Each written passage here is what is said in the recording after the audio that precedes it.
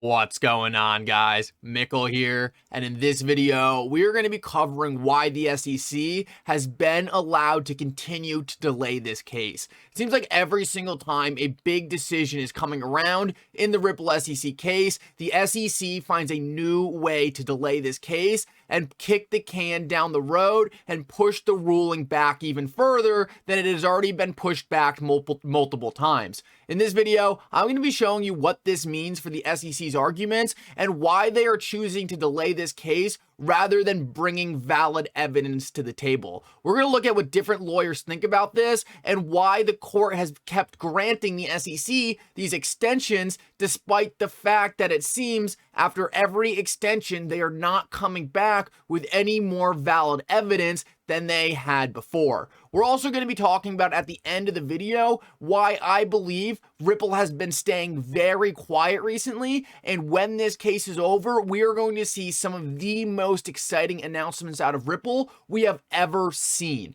There's actually something directly written into this lawsuit that has been preventing Ripple from releasing bullish information. Not a lot of people have talked about this, and I want to show you guys that at the end of the video. If you guys enjoy these videos and want to support this channel for free, make sure to like and subscribe. It goes such a long way in helping me make videos like this and helps the channel grow. If you guys don't have an Uphold account already, make sure to click the link down in my description below and sign up right now. With that said, guys, let's jump right into it, and I hope you enjoy the content.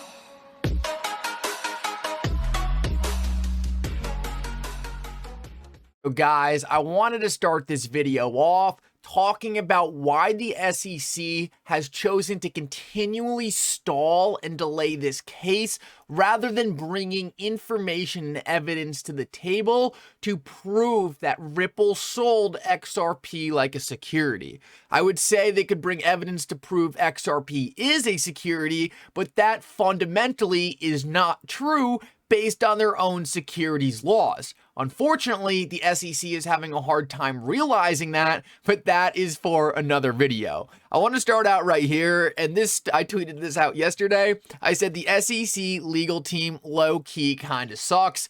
Hashtag XRP. And why did I say this? Well, it comes back to their original case. I've said multiple times on this channel, this was either one of the worst drafted cases of all time, or it was purposely set up like this in order to create some legal distinctions between how a cryptocurrency offering occurs and the cryptocurrency itself is actually seen in the market in the courts because Congress wasn't making these distinctions. Unfortunately, it is looking right now like this case was actually just horribly drafted and covered in holes that the Ripple legal team has been picking apart. The SEC legal team is getting absolutely clowned by Ripple's top class lawyers right now, and it could not be more obvious to us and the court. I want to read this tweet by Stephen Hubert.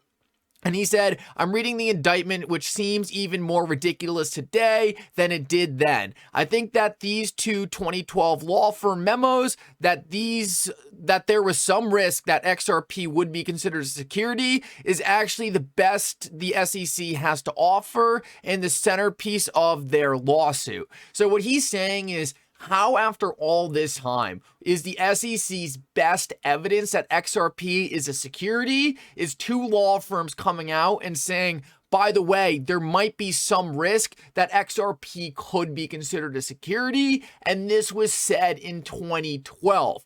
This is absolutely horrible evidence for the SEC because if you were to ask enough lawyers, eventually you are bound to get this opinion out there somewhere. Everyone's going to have a different perspective, and especially all the way back in 2012, the crypto ecosystem was so much more different than it was today. Honestly, things were a lot more centralized, things were a lot more unknown, and people didn't know the full-scale applications of what these cryptocurrencies were going to develop into. Today, it is blatantly obvious XRP is not a security, and honestly, this evidence that the SEC is bringing back from 2012 is just showing that even back then, before we knew a lot of the things we know now about cryptocurrencies, it was still fairly obvious that there is a very, very, very good chance XRP is not a security. So it's so funny to see that the SEC's best evidence in this case actually looks to help Ripple and shows that even back then,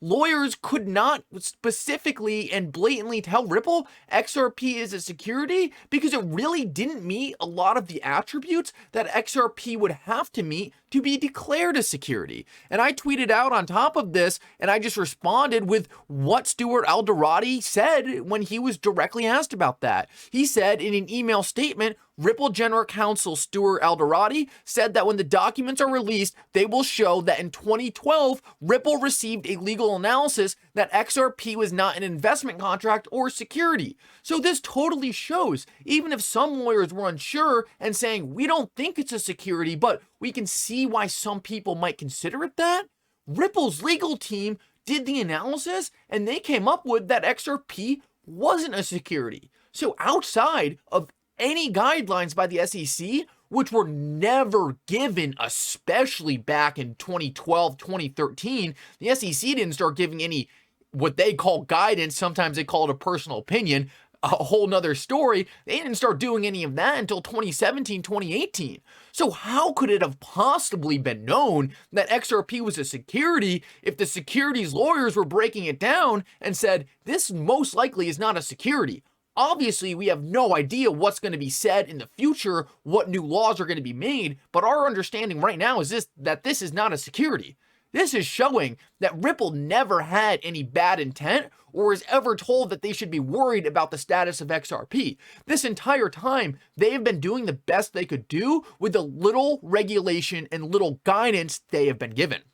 Let's keep moving though, and this really has to do with the fact that why is the SEC's evidence so bad? The SEC gets about a 1 to 2 year head start on these companies where it is allowed to gather evidence and get ready before it even files a lawsuit, and then gets to go into court with full discovery rights. It's not fair. It is the way it is, as they say. This is from Jeremy Hogan, and I think this just shows that you would really expect the SEC to have a better case that they've brought forward. It seems like it's been months from when the SEC brought any new evidence to this case, and all their evidence has been extremely weak at best. I just showed you what Stephan Hubert and I believe to be the best evidence the SEC has, and I believe it actually favors Ripple to a large degree because it shows extreme uncertainty in the market, which is all Ripple needs to prove that the SEC wasn't doing their job to create this certainty. What Jeremy Hogan is saying, he's essentially saying it's embarrassing that the SEC, after having a 2 year head start on Ripple, is doing such a poor job of formulating their arguments and bringing it to the court. And that's why I believe we are getting all these delays.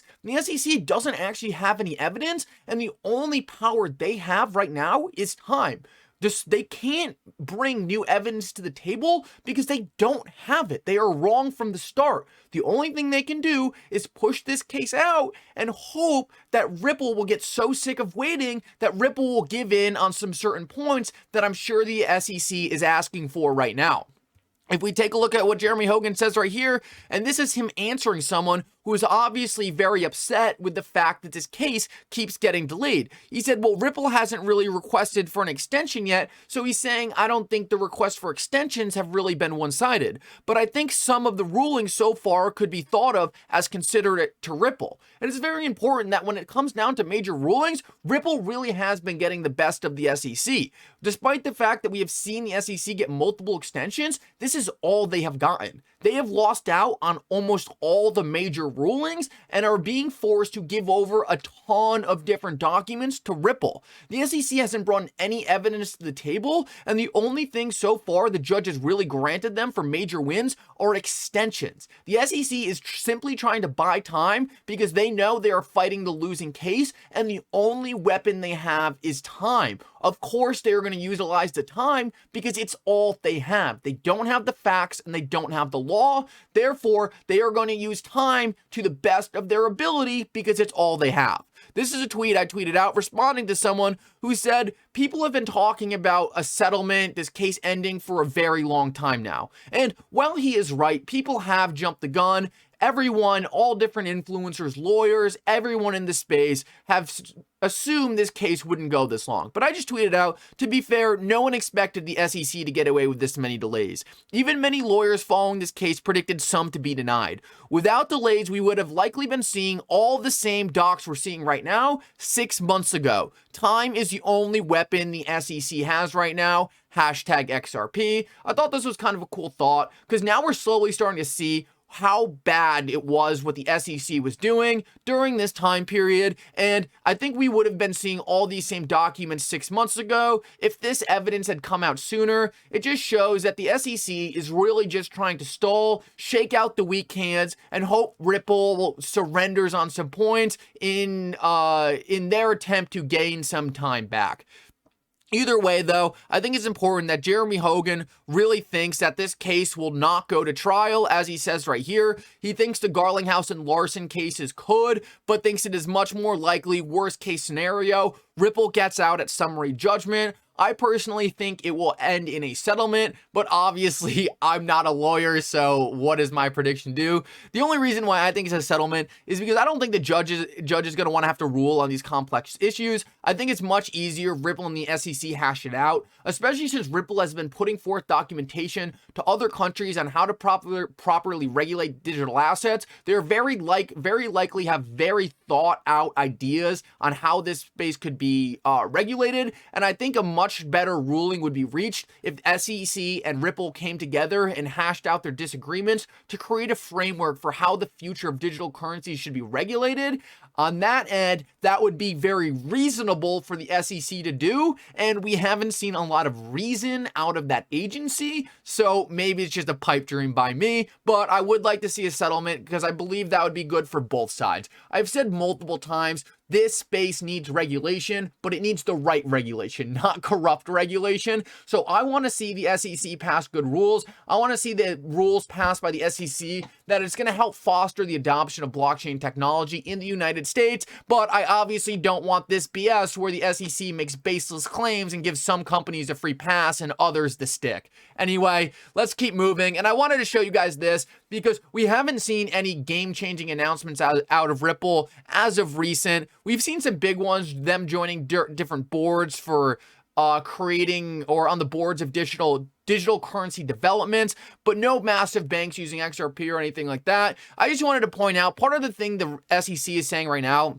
is the SEC has to answer whether efforts by Ripple were necessary to affect any increase in the price of XRP. That answer is due December 6, 2021. I think it is fairly obvious that Ripple is likely being very conservative and have been being very conservative with their announcements for a very long time. They do not want to pump the price of XRP with any announcements because this is further evidence that the SEC is going to be able to use in the case and possibly against Ripple. For Ripple to be conservative and stay on the safe side of this, they're likely just holding out massive announcements. And Ripple has actually alluded to this multiple times in saying, we have partnerships we have not announced. If we take a look at the top 100 banks, it is a no-brainer that this list has not been updated in a long time, and it is still extremely impressive. I believe when this lawsuit is over, we are going to see a flood of marketing coming out of Ripple as they announce some of the biggest partnerships the world has ever seen and establish themselves as a dominant player in the cryptocurrency market. Guys, make sure that if you are sick of what we're going through right now with the SEC, you go to my Twitter and retweet some of the stuff I'm putting out. I am doing my best to put pressure on these people, and I say retweet Allison and Hester Lee. Your agency's attack against retail XRP holders should not be allowed. XRP is not a security based on decades of securities law, Howie, and the Telegram ruling, and you know it. Do the right thing. Today, XRP is not a security. Your lawsuit with Ripple is about sales, not XRP itself. Guys, thank you so much for supporting this channel. I really hope you enjoyed this update. I hope you have a good weekend. For now, Mickle out.